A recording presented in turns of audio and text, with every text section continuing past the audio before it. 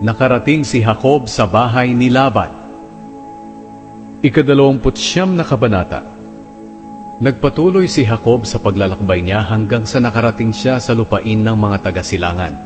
May nakita siya roon na isang balon, at sa tabi nito ay may 3 pulutong ng tupa na nagpapahinga, dahil doon kumukuha ang mga tao ng tubig na ipinapainom sa mga tupa.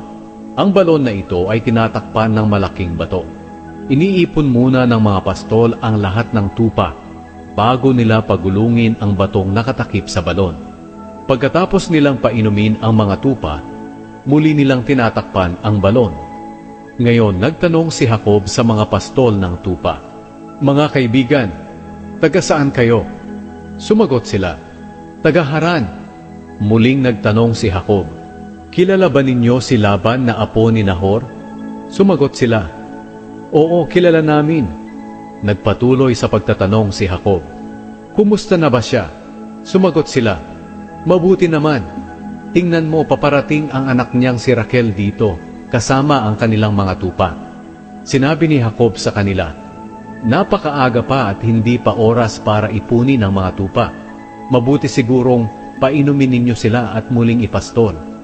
Sumagot sila, "Hindi namin iyan magagawa kung hindi muna maiipon ang lahat ng tupa.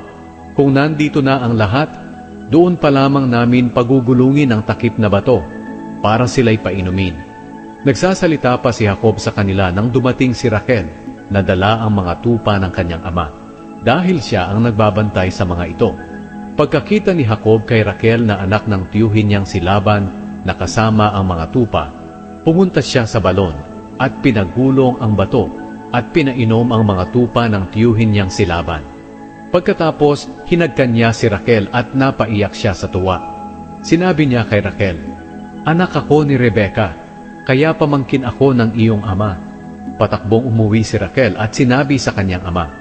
Nang marinig ni Laban na nariyan si Jacob na pamangkin niya kay Rebeka, agad niya itong sinalubong. Hinagkan niya si Jacob at dinala sa bahay niya. At doon sinabi ni Jacob kay Laban ang lahat ng nangyari. Sinabi ni Laban sa kanya, "Tunay na magkadugo tayo.